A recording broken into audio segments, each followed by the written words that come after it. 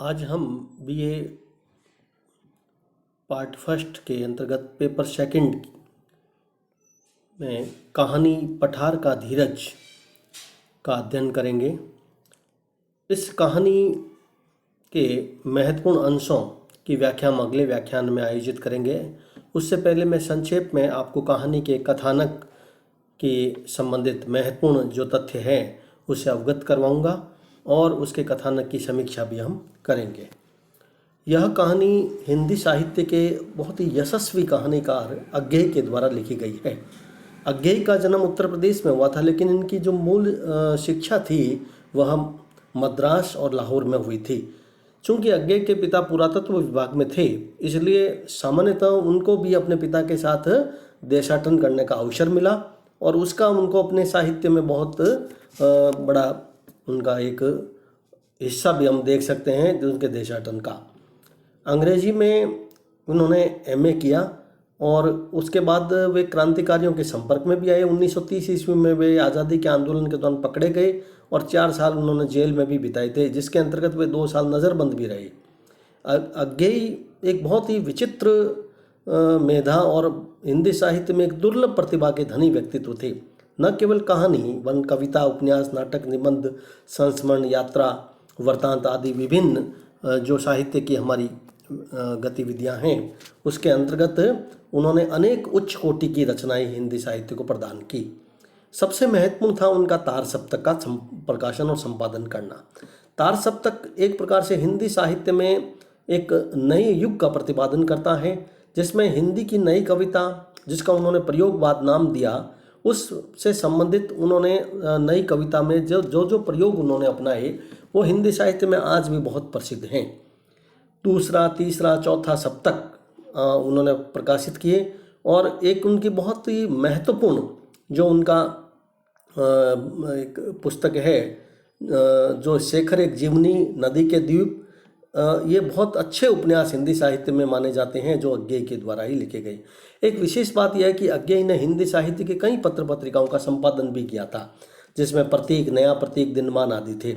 अज्ञेय ने लगभग 66 कहानियाँ लिखी और उनकी सभी कहानियों में संवेदना और विशेष रूप से जो शिल्प का जो दृष्टिकोण है वह बहुत ही कलात्मक और सार्थक नजर आता है।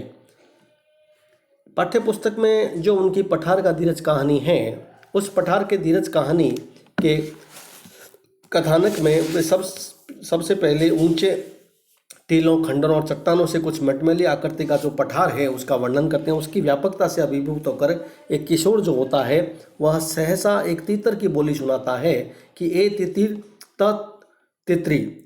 वह मन में कुछ सोचना लगता है कि यह बात कहानी की जो नायिका प्रमिला है उससे कहता है कि सुनती हो वह पक्षी क्या कह रहा है। प्रमिला इस बात पर प्रमिला बिल्कुल उसके नायक जो इस कहानी का उसके अनुकूल वह हंस जाती है और तत्पश्चात किशोर जो होता है पठार के धुंधले परिवेश को लक्ष्य बनाकर अपने भावों को व्यक्त करता है। इस कहानी में राजकुमार एवं राजकुमारी का जो प्रसंग है उसको अज्ञेय के द्वारा वर्णित किया गया। जब किशोर एवं प्रमिला आपस में बात कर रहे हैं तब थोड़ी दूर पर एक स्त्री का जो स्वर उनको दिखाई देता है। राजकुमार हाथी पर सवार होकर रोज राजकुमारी से मिलने आता है, परंतु वह राजकुमारी को प्यार नहीं करता था, वह अपनी छाया को प्यार करता था। चंद्रोदय होते ही वह कुंड पर आ जाता है, उसमें चांदनी में अपनी बढ़ती हुई छाया को देखता है। राजकुमारी तो यूँ उसकी लपेट में आ जाते। किशोरी ने उस स्त्री से पूछा कि प्रेम न करने पर भी राजकुमार रोज राजकुमारी से मिलने क्यों आता है। यह इस कहानी का हमारे सामने जिज्ञासा या कौतूहलता के दृष्टिकोण से बहुत महत्वपूर्ण प्रश्न अज्ञेय के द्वारा उठाया गया और जिसके प्रत्युत्तर में स्त्री के द्वारा जब कहा जाता है कि तुम्हें विश्वास न हो तो मैं कुंवर से ही पूछ देता हूँ। और किशोर देखता है इस दौरान कि मानो हाथी पर सवार राजकुमार है। हाथी धीरे धीरे पानी में बढ़ रहा था और धीरे धीरे इस प्रकार यह कहानी है जो आगे बढ़ती है। इस कहानी में के कथानक में किशोर प्रमिला से जब पूछता है कि हे भद्रे अर्थात भद्र पुरुष तुम क्या कहती हो, प्रमिला चुप रहती है, परंतु राजकुमारी ने कहा कि जो कहूँगा वह पार्श्ववर्ती अपरिचित से ही कहूँगा, मैं तो पठार का धीरज हूँ। जहाँ यहाँ संबोधन आता है वहाँ कहानी का शीर्षक भी स्पष्ट होता है और इस कहानी का कथानक भी हमारे सामने खुलकर आ जाता है। पठार और धीरज समानांतर हैं और राजकुमारी फिर अदृश्य हो जाती है और किशोर परमिला का हाथ थाम लेता है। वे दोनों एक दूसरे को देखते हैं और धीरज भरे स्वभाव से जान लेते हैं। इस घटना से यह कहानी का जो कथानक है यहाँ पर यह समाप्त होता हुआ दिखाई देता है। लेकिन इस कहानी में के कथानक के प्रारंभ में पठार का धीरज में एक पात्र जैसा एक विशेष परिवेश और उत्सुकता जो दिखाई गई है वह मनोविज्ञान के बिल्कुल अनुकूल जान पड़ती है। मैंने पूर्व में भी कई व्याख्यानों में आपको बताया था कि हिंदी साहित्य में कहानी के विकास में जो मनोवैज्ञानिक कहानियाँ लिखने में जो योगदान जैनेन्द्र का है वह उतना ही योगदान अज्ञेय का भी है। इस कहानी में भी अज्ञेय ने मनोविज्ञान के सारे ही कथानक को विकसित किया, जिसमें तीतर की बोली सुनकर किशोर को प्रमिला प्र शब्द उसमें उपसर्ग लगा करके जो संबोधन दिया जाता है वह एक विशेष ध्वनि को व्यक्त करता है इस कहानी में। और परमिला को किशोर किशोर सुनाई देता है। राजकुमारी मानती है कि उसने पठार के तीतर हुए मोर की बोली में अपना नाम अनेक बार सुना है। दो युवाओं में परस्पर प्रेम भावना का जो प्रसार है उसका जो मनोविज्ञान है वो मन को उल्लासित करता है। इस कहानी में कथानक ऐसा लगता है पूरी तरीके से अज्ञेय मौलिक है।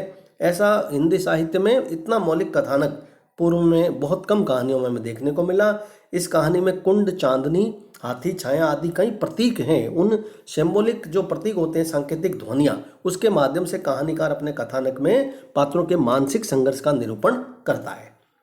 कहानी का जो भी संवाद आपसी बातचीत है वह निश्चित ही इस कहानी के रोचकता को प्रतिपादित करती है। और इस तरीके से पठार का धीरज जो कहानी है वह एक पंक्ति में यदि हम कहें तो यह इस कहानी का कथानक मानव मन की प्रेम चेतना को व्यंजित करने वाला कथानक दिखाई देता है। कथानक का विन्यास अज्ञेय के द्वारा बहुत ही रोचक ढंग से किया गया, जिसमें कथानक में जो एक संघर्ष होना चाहिए वह हमें दिखाई देता है, क्योंकि वही कहानी का प्राण तत्व है।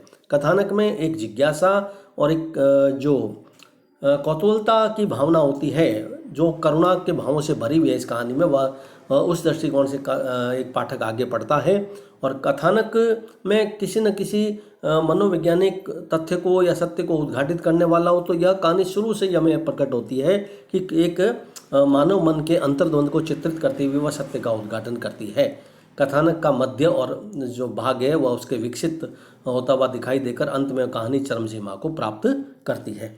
तो कुल मिलाकर अज्ञेय की पठार का धीरज कहानी का जो मूल मंतव्य कथानक का वह सांकेतिक और ध्वन्यात्मक है, जो संक्षिप्त, मौलिक और कौतूहलता को उत्पन्न करने वाला है। जैसे पठार दूर दूर तक फैला होता है, चारों ओर दुराव भरा सन्नाटा पसरा होता है, चारों ओर उबड़ खाबड़ और अनगढ़ पत्थर वहाँ दिखाई देते हैं। पक्षियों का कलरव जो होता है, आवाज़ उनकी मधुर वह सुनाई देती है। हर तरफ चट्टान व खंडर दिखाई देती है, हर तरफ नीरवता, एक चुप्पी व्याप्त रहती है। उसी प्रकार इस कहानी में, पठार का धीरज कहानी में, राजकुमारी का चरित्र कुछ इसी प्रकार का है। राजकुमारी कुंवर से प्रेम करती थी, किंतु कुंवर अपनी परछाई से प्रेम करता था। चंद्रोदय होते ही वह जैसे कुंड पर जाता है, वह इस कहानी के मनोविज्ञान को दर्शाता है। कुल मिलाकर राजकुमार ने हेमा को अपने साथ भाग चलने के लिए जो कहता है, राजकुमारी जब इनकार कर देती है, तो यह इस कहानी के कथानक के चरम अवस्था को हमें बताती है। राजकुमार कभी नहीं आया। राजकुमारी दिन, सप्ताह और वर्षों तक उस कुंवर का इंतजार करती रहती है। वह रोज कुंड पर जाती है और राजकुमार का इंतजार करती है, और राजकुमार ने वहाँ आक्रमण किया और राजकुमारी का तिलक हुआ और वहाँ से लौटकर वह नहीं आया। इस तरह इस कहानी में जो एक पूरी तरीके से पठार का धीरज के चारों ओर जिस तरह की शांति, एक चुप्पी, एक सन्नाटा, एक उबड़ खाबड़ जो दिखाई देता है, वही स्थिति यहाँ की इस कहानी में राजकुमारी के आसपास हमें दिखाई देती है। कहानी की जो मूल संवेदना है वह यथार्थ को स्पष्ट करना है। कहानी में जीवन में आदर्श तो चलते ही रहते हैं, लेकिन तो यथार्थ जो होता है वही सत्य होता है। जो हम भोग रहे हैं, जो जीवन का एक वास्तविकता है, वह कल्पना जीव जो मनुष्य महसूस करता है, वह इस कहानी में हमारे सामने प्रकट होकर आया है। प्रस्तुत कहानी में जीवन का यथार्थ जो है वह व्यक्ति अपने हृदय के जो स्पंदन होता है उसको जो महसूस करता है, जो रागात्मक संबंध एक दूसरे के साथ स्थापित करना चाहता है, जो सुख दुख की अनुभूति जो मनुष्य अनुभव करता है, उसको चित्रण किया गया है। एक प्रेम का सात्विक पवित्र और पठार के धीरज की तरह मतलब धैर्यपूर्ण जो चित्रण है वह इस कहानी की महत्वपूर्ण विशेषता है, जिसमें एक जो स्त्री है उसका जो कर्तव्य और जो दायित्व है उस पर विवश होकर वह जिस तरह से आगे बढ़ती है वह दिखाना इस कहानीकार का मूल मंतव्य है। अज्ञेय ने इस कहानी में जो हमें एक संदेश दिया वो यह कि जो मनुष्य का जो जीवन है वह कभी भी ठहरता नहीं है, वह गतिमान रहता है, कभी स्थायी नहीं होती। जीवन में जो चीज़ें होती है अंतर केवल इतना होता है कि मनुष्य हमेशा टूटता रहता है, बिखरता रहता है, और उसको लेकर के लेखक ने कहा कि लेकिन उसको लेकर के हमें जीवन में व्यर्थ में आंसू कभी नहीं बहाना चाहिए। जीवन का सार इसी में है कि मनुष्य सदैव कर्म करते हुए अपने लक्ष्य की ओर आगे बढ़े। आज नहीं तो कल लक्ष्य मनुष्य को जरूर मिल ही जाता है। निरंतर चलते रहना ही जीवन का नाम है, और यह इस कहानी में प्रेम की वास्तविकता का जो निरूपण किया गया है उसके माध्यम से यहाँ पर स्पष्ट किया गया है।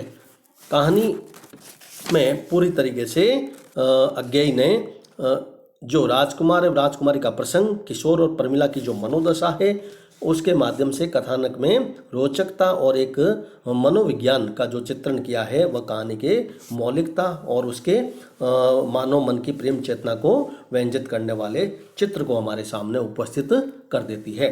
जो प्रेम की वास्तविकता का निरूपण है उसका प्रणय एक उद्वेग होता है, प्रतिक्षण मनुष्य अलग अलग तरीके से उसको अनुभव करता है, और यही इस कहानी में कि प्रेम में एकाधिकार का जो विश्लेषण किया गया है ना, उसको पाठक के सामने अज्ञेय ने पूरी तरीके से स्पष्ट किया है।